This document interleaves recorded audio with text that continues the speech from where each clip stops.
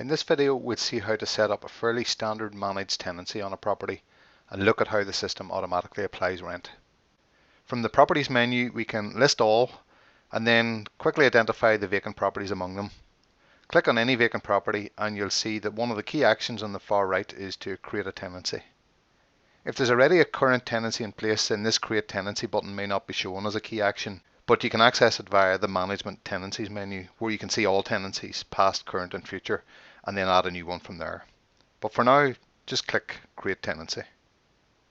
In the same way that you can choose an existing landlord or create a new one while adding a property, you can choose an existing tenant or prospect or create a new one at the same time here. Let's just create a new one as we go. We can always go back to the tenant record later and add further information. Very likely you'll already have the person already on the system having conducted reference and checks, or they may have had previous tenancies. Start by defining the tenancy dates and duration. We specify the actual tenancy date here even if this predates the date that you started using Elevate. More about that in a moment.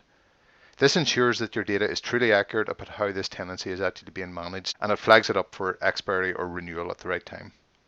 I'm going to open another tab here just for a moment just to show you your system start date. When you create a new trial, this is set to the first day of the current month. This is often called the conversion date, since it's the date you'll move over from an old system onto Elevate. There's a separate video about setting your conversion date and opening balances, but for now we'll just see that the conversion date is set to the 1st of November 2020, at the start of the current month. The main reason why that's particularly relevant here relates to how the system automatically applies rent. Long story short, the system will only automatically apply rent and charges from your conversion date onwards. In this example, the system is just highlighting to you that since the tenancy started back in January, but your start date is the 1st of November, it will only apply rent from November. You wouldn't want it to apply 10 months worth of rent which have already been paid and taken care of. Of course though, if you have arrears predating your conversion date, you can add these manually, and we'll come back to that later in the video. If the tenancy is let only, it won't apply rent by default, although you can easily override that. But we'll leave this as fully managed and we'll set an easy round rent value of £1,000 a month. There's a separate video on let only tenancies. The key here is that it will default to apply rent every period, in this case every month, from the conversion date onwards, so only from November onwards in this example. Specify the security deposit due from the tenant, if any. We look at deposits in their own video afterwards. And any letting fee which you may charge to the landlord for setting up this tenancy. Click Save and we'll see on this tenancy overview that November's rent has been applied and a rent schedule has been set up to apply this rent each period. This idea of a rent schedule is important.